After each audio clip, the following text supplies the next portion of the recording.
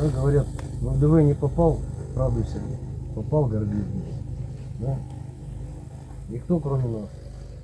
Некоторые говорят, а почему опять мать? Мы были в расположении наших соединений воздушно-десантных, которые сегодня работают уже не на Херсонском, а на Луганском, Донецком направлении, на северном фасе фронта, в районе известного Артемовска. Надо сказать, что наши бойцы, приобретая необходимый боевой опыт, сегодня являются одними из лучших. Я вижу, что настроение людей, настроение бойцов приподнятое, потому что есть успехи на фронте. Мы понимаем сегодня, что все эти пугалки, которые были распиарены перед контрнаступлением вражеским, они не соответствуют действительности, и наши войска вполне успешно отбивают все их наступления. Вот буквально здесь вчера, только на небольшом участке от одного из полков, 22 танка и 8 БМП было поражено, были взяты в плен вражеские солдаты, многие уничтожили, и такая работа продолжается на всех участках фронта, от севера и до юга.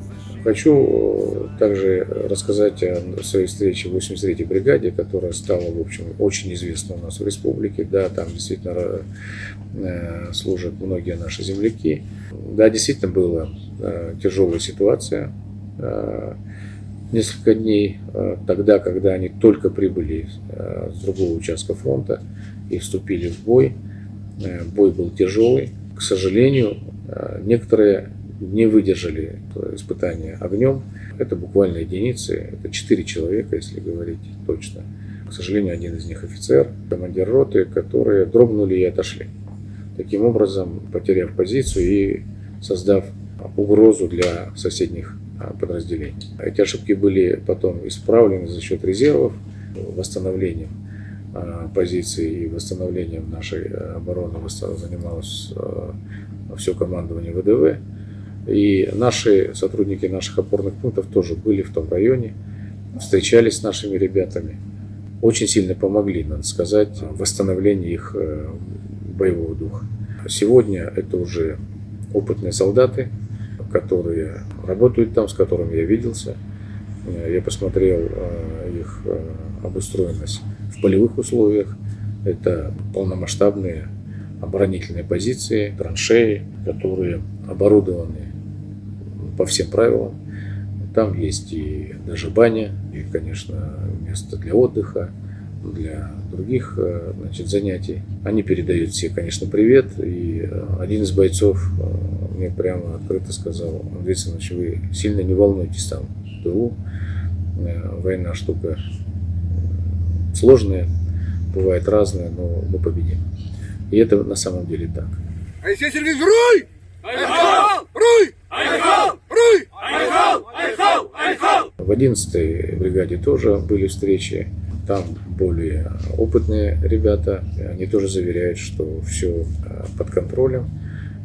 Не просто, но они работают и выполняют свою задачу. Также наши гвардейцы работают здесь, в зоне СВО. И с ними была встреча. Они тоже заявляют о том, что все задачи, которые ставятся перед ними, они выполняются, и ситуация меняется в лучшую сторону. Это чувствуется по той обстановке, которая есть сегодня в зоне СВО. За нашу великую Россию! Уруй! Айхал! Уруй! Айхал! Уруй! Айхал! Айхал! Айхал! Привезли нам продукты питания, воду, также исключительно хлеб, сигареты. Поставку без задержек, без ничего. В принципе, удовлетворительно. Каждое требование, как и это, стараемся по мере возможности выполнять, поставлять их людям, которые находятся на боевой задаче. В принципе, так.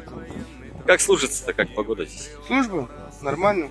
Конечно, хотелось лучшего, но говорить не буду лишнего. Уже все, в принципе. Сам откуда? Тампонский район, привет. Поселок Хандове, Джбарики, Хая. Сергеевич, руй! Айхал! Руй! Айхал! Руй! Айхал! Айхал! Айхал! За нашу великую Россию! Уруй! Айхал! Уруй! Айхал! Уруй! Айхал! Айхал! Пользуясь случаем, я хочу также обратиться к близким, к семьям наших бойцов, военнослужащих. Понятно, что сегодня боевые действия идут в обстановке, когда информационное поле фактически открыто. И мы пользуемся разными устройствами, общаемся в социальных сетях, но надо всем очень помнить о том, что идет война. И социальные сети, особенно WhatsApp, анализируются нашими врагами. Это американская система. Если какой-то телефонный звонок или переписка привлекает внимание аналитиков, они ставят задачу перед искусственным интеллектом выяснить все, что связано с этим номером или с этим абонентом. И выясняется все. Откуда он родом, где он, что он, какая семья, жены, братья, матери. Когда это все анализируется, выявляется наиболее слабое звено, как говорится, и на него направляется психологическая атака. Ну, чаще всего это матери и родители. Да, к сожалению, да. Ну, это так нормально. В этом нет ничего необычного, потому что как может мама за своего сына не переживать? Как может жена за своего мужа не переживать? И это нормальная реакция. Но только мы должны иметь одно в виду. Все тревоги не надо публичить и в социальных сетях доносить. Кстати, об этом часто говорят сами бойцы. Да, не раз бойцы отмечали на это. это просят об этом, потому что это анализируется врагом. Это снижает уровень безопасности самих ребят там на фронте, потому что они могут вычислить, где они, как они, в каком состоянии и так далее. Ну и, конечно, у нас даже есть случаи, когда противник начинает звонить кому-нибудь из близких и говорит, что он в плену, давайте деньги, мы поможем его освободить там и так далее.